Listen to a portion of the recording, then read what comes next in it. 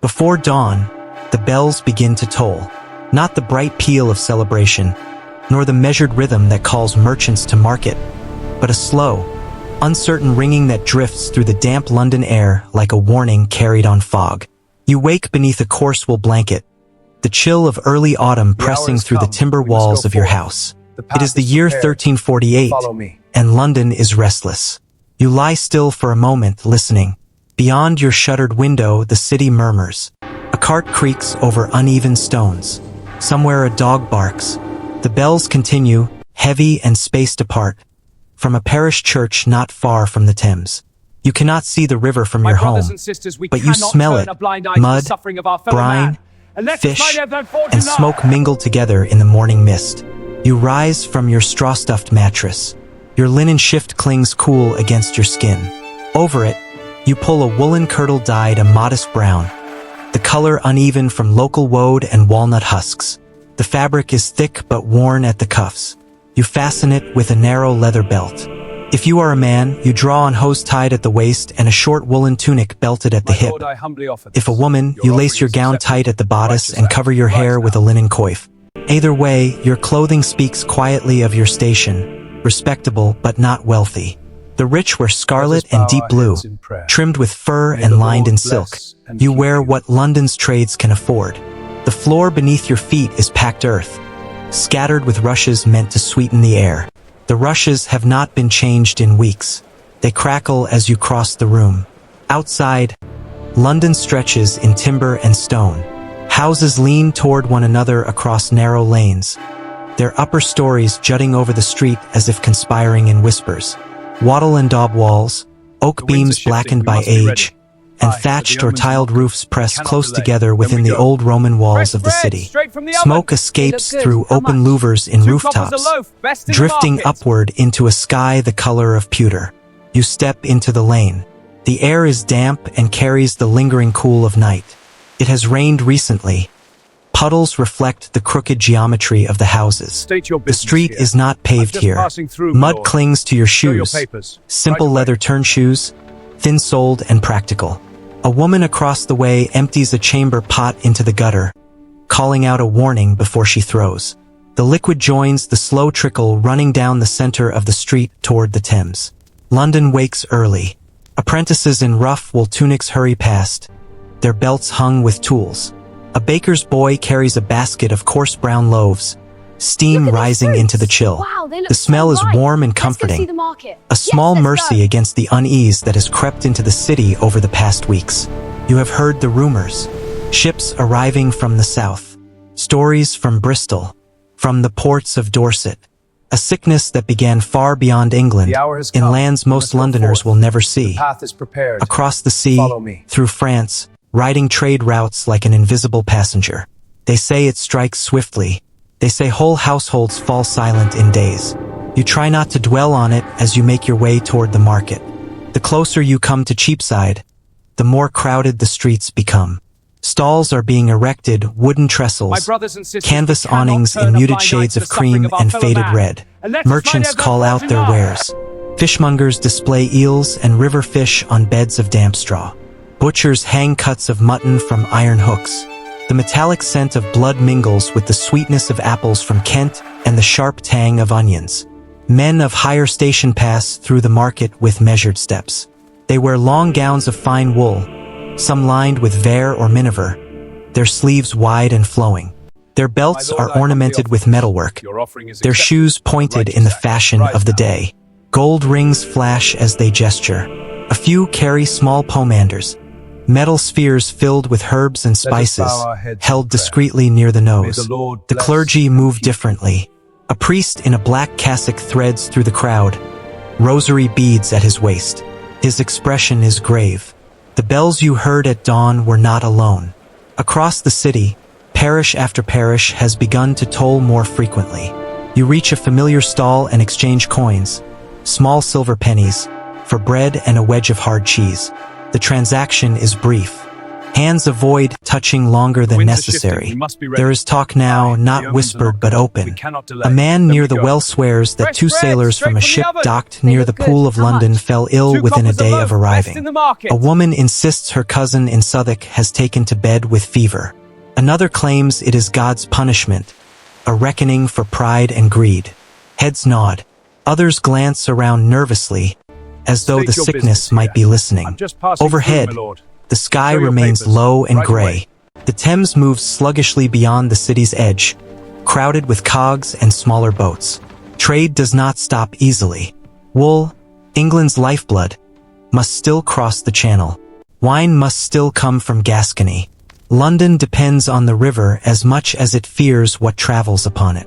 By mid-morning, the bells ring again, this time closer. You turn instinctively toward the sound. Wow, People pause in their bargaining. The bell's tone is slow, deliberate, a death knell. Funerals are not uncommon.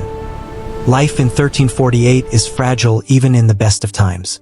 But there is a new rhythm to the tolling now.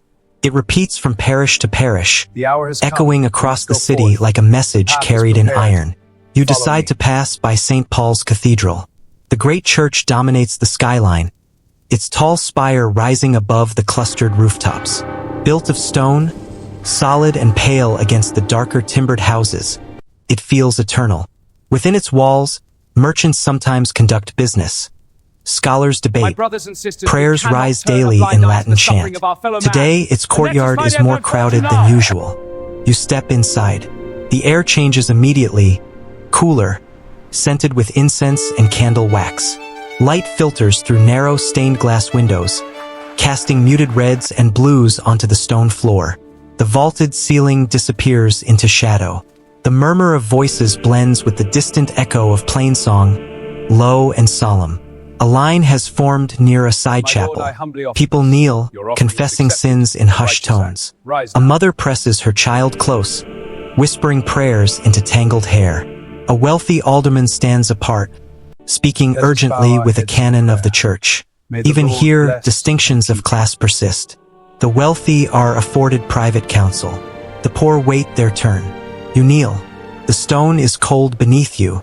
You bow your head and try to steady your thoughts. Around you, the city's fear takes on a different shape. Less rumor, more supplication. If the sickness is divine judgment, then prayer is the only shield. Outside, the day advances. By afternoon, the streets feel tighter.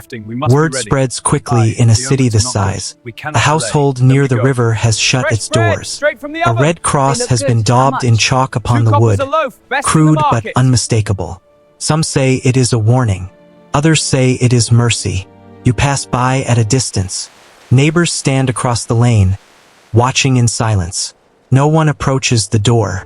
No one knocks. The normal rhythms of London.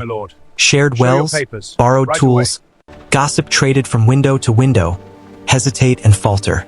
A cart rattles past carrying barrels of ale. The driver flicks his reins impatiently. Life must continue.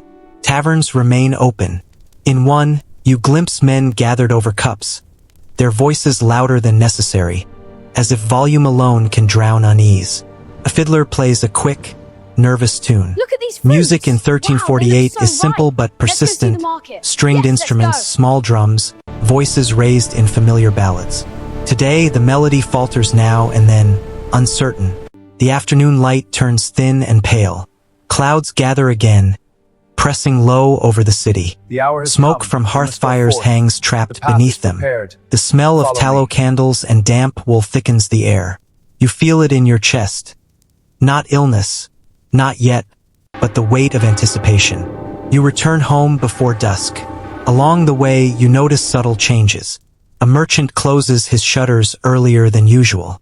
A group of apprentices speak in hurried whispers, glancing toward the river. A friar stands at a corner preaching repentance, his voice rising above the clatter of hooves and wheels.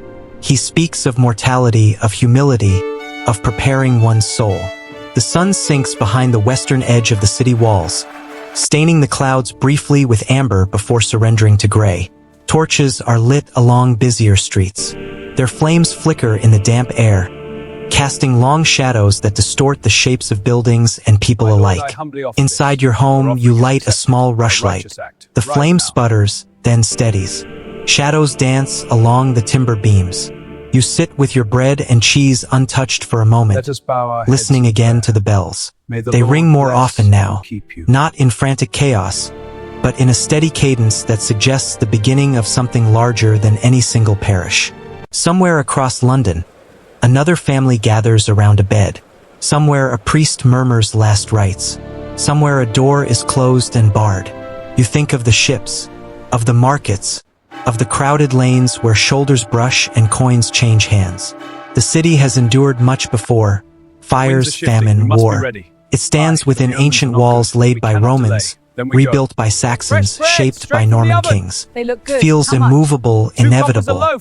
And yet tonight, beneath the low ceiling of your house, London feels fragile. The background of your world is not silence but sound. The distant chant from a nearby church, the rhythmic knock of a cooper shaping staves by lamplight, the faint lap of the Thames against its banks.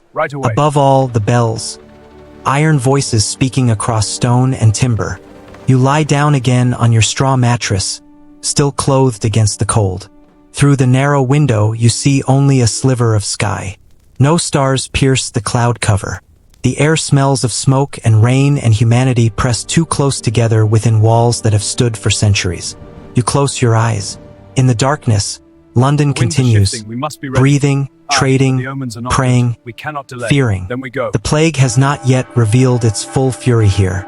The streets still bustle. The markets still open. The cathedral still fills with song. But the bells do not lie.